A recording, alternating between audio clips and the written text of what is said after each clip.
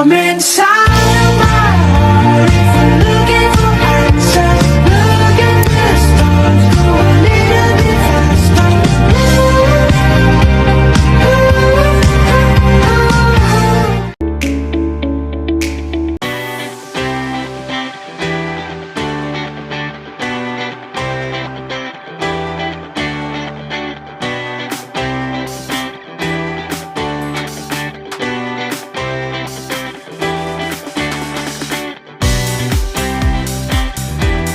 Dito kami ngayon sa Awaji. Gaya sa Pinas, meron din ditong expressway stopover. Pero wala masyado. Ito pa lang yung nadaanan namin. Hindi gaya sa Pinas na medyo marami, diba? Tapos magkabilaan pa. So, nag-stop kami dito dahil nga naiihi na kami. Tapos hindi rin kami nakapagdala ng tubig. Kaya bibili kami ng tubig dito. At tignan nyo, merong vending machine dito na hamburger. At syempre with Awaji onion. Na sikat dito sa Awaji. Kilala tong lugar na to sa mga onions or sibuyas. Dahil nga napakasarap ng sibuyas dito. Manamis na miss siya.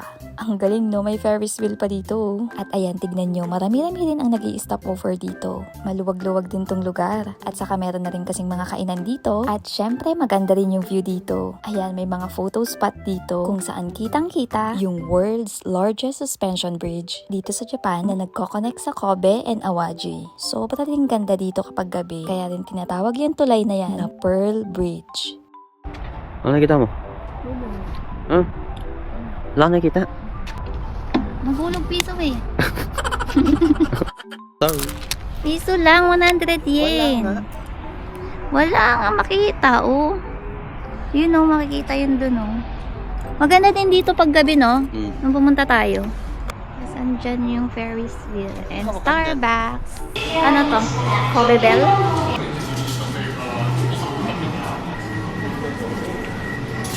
Ibang kito. Sandwich. Dito sa part na to hanggang dun sa dulo ay bilihan ng mga souvenirs na dito nyo lang makikita at mabibili sa Awaji. Mga pasalubongs and more, marami dito. At ayan, meron pang ibang mga kainan dito. Meron ding Mr. Donut. Ewan ko ba kung ba't Mr. Donut? Krispy Kreme. Yan lang madalas yung nandito sa Japan. Dunkin Donuts, baka naman. No, walang Dunkin Donuts, wala ring Jollibee. Wait, tignan nyo, mukhang maganda rin yung view dito banda, oh.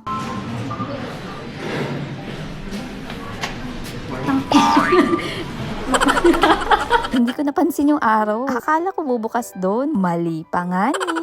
Ay, wow! Ang ganda naman ng view dito. Tapos grabe, ang sarap ng simoy ng hangin. Amoy na amoy mo yung amoy Japan. O diba, ang lawak ng lugar. Dito naman sa part na to, pwede rin kayong umupo, mag-chill, or dalihin nyo dito yung binili nyong pagkain sa loob. Maganda rin talaga dito kapag gabi. Yun nga lang, baka hindi na kami dumaan dito mamaya. Sobrang daming pwede ipang pasalubong dito. Kaya marami kayong pagpipilian. At syempre, made in Awaji. So ayan, may magbubukas na new area sa February 1 Sunday. And joyride again. Saglit lang kami dito at hindi pa talaga namin alam kung saan kami pupunta. Parang nawawala na kami. Parang nasa Banawe Rice Terraces na kami. Hidden Gem. The Hidden Gem. Ooh. Awaji. Saan ba tayo pupunta? Grabe naman itong mga daanan dito. Ay! Saan na tayo? Nojima Fault. Nojima Fault. Kasalanan mo pala eh. Ah? Nawala tuloy kami.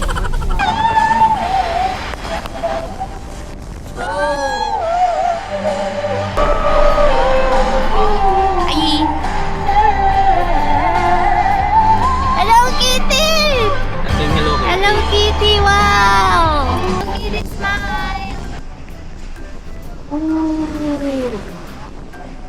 In mo na daw kami. Hi, hello Kitty!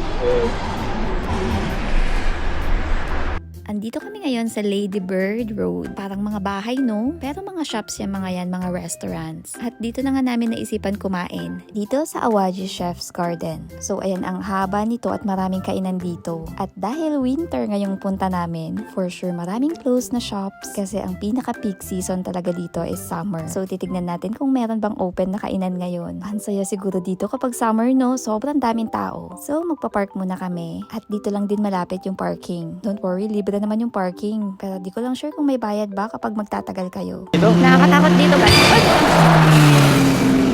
Parang tatawid ka eh, ano ka na? Makahagip ka na agad. Tingnan mo yung daan, grabe. Doon kasi yung tawiran po, oh. Ayan, oh. May pedestrian. Awajis. Ayan, oh. Tawiran, oh.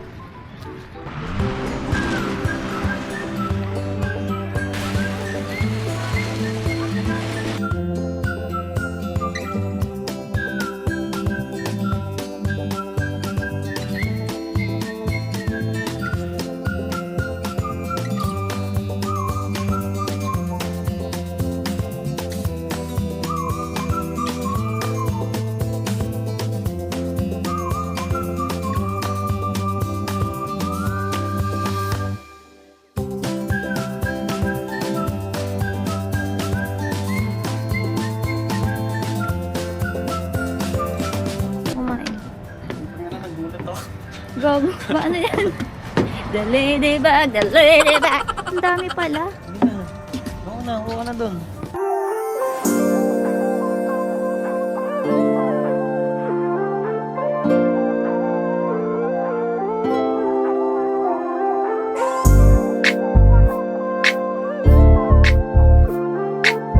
Yan, akala ko tapos na. Oh, yan. Doon. Ano, kapatid mo? Hey. Hello. Wala, napansin siya, Dedma. So, hanap pa tayo ng pagkain. Yakisoba. Ano to? Putlong. Hotdog. Hotdog. Nachos. Mga snacks. Lusan pala. Ay gosh, ang ganda. Hindi ka nang kaya kalamig yan. Oo, ang ganda nga. Ano, kamote. Kamote. Grabe, ang ganda ng vibe dito, no? Parang sarap mag-relax, Lalo mag-chill. na pag maraming tao. Birthday. Sa pizza. Pizza, oh. Burger. Awaji Island Burger. Super onion. Nakatikim ka na ng onion dito? Hindi. Matamis daw. Bili tayo. Sabi nga matamis. Onion capital. Oh, ang sarap po oh. May mga upuang ganyan, mag-chill. Ano, diba? Yan na. Hoy! Hoy, tulog ka pa dyan. Nakain na tayo. Oh, tignan mo yung yung mansanas niya. Nalason ka na ata eh. Snow White ka ba yan?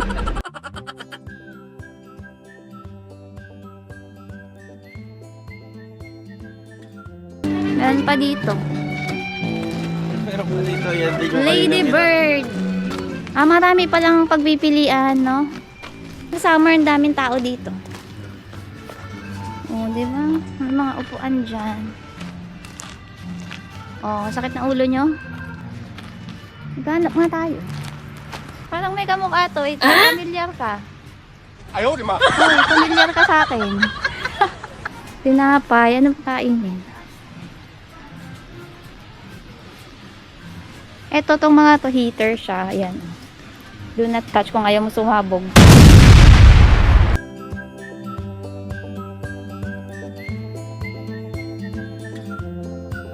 Puro chocolate yan. Grabe, parang ayaw magpapasok no. Parang sarado eh. Oh, parang masarap.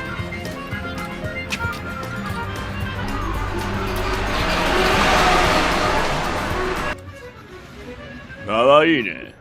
Ayaw, di ma. Sa'yo pera.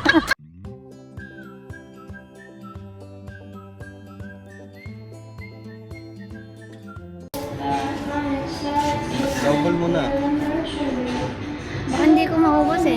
Kain mamamaya din. Gusto mo din ba? Sige, tingnan mo. Ito na, 1-4.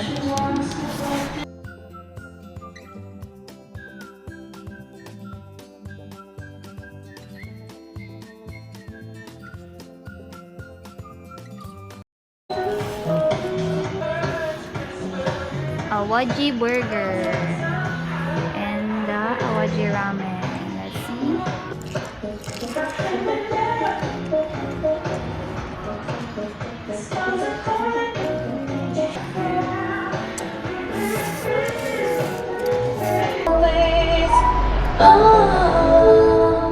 Mm. Ang sarap. Umamot.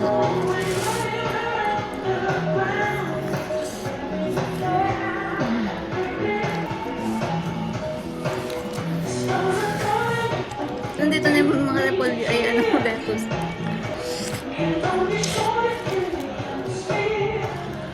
Ay, yun na. Ay.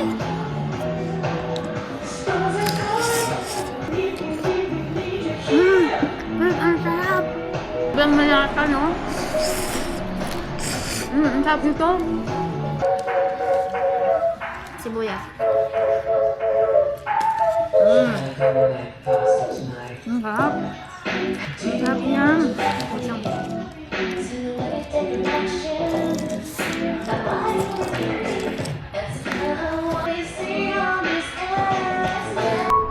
Since when do you like TV?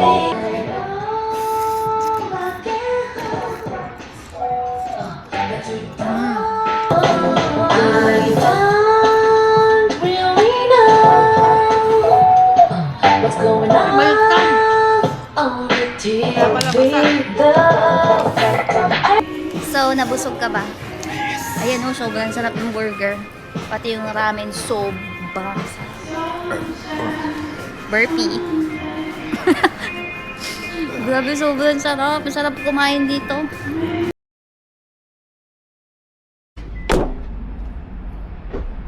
Punta kaming Lawson.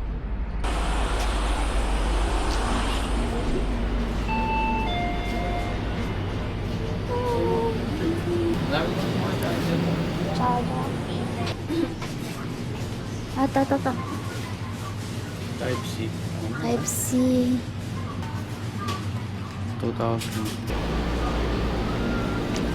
Caramel, once the winter lemon. Ito daw sa kanya, kokwa. Parang masarap din to, no? Strawberry mania. Babe, oh, may strawberry mania. Anong ice cream, babe? Namoroli. Ito yung trending na mochi. This one's my favorite. Coffee jelly. Ito yung chips ko.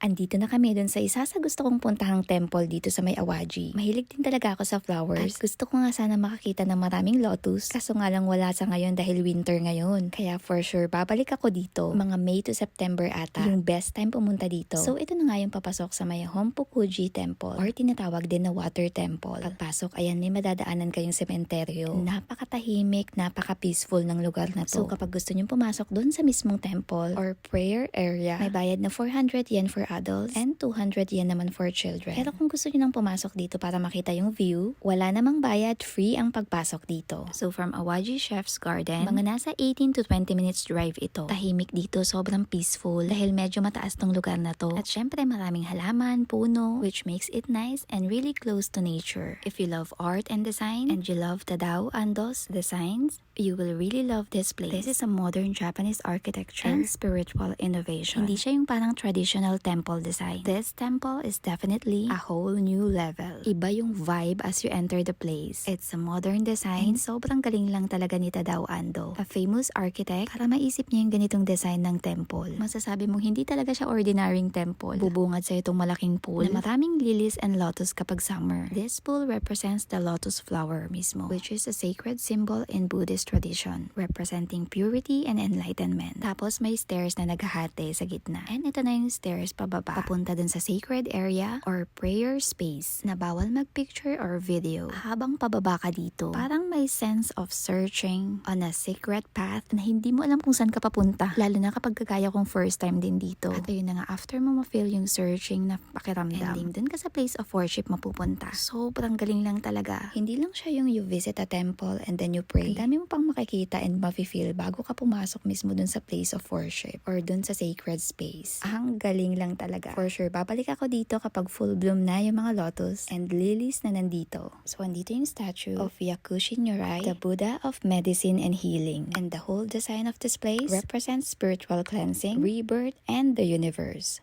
Ito nga pala yung una nyong makikita. Akala ko pa nga nung una, yan na yun eh. So ayan, ganito yung itsura ng paligid dito. Medyo mataas siya. At ngayon nga, walang katao-tao kami lang. Sobrang ganda dito sa Awaji. At napakarami pang pwedeng puntahan. Yun nga lang, kailangan na naming umuwi. Di bale, malapit lang naman to sa Osaka. Kaya for sure, babalik kami.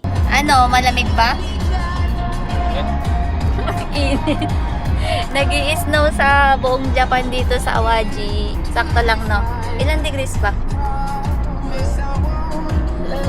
Mainit. 13.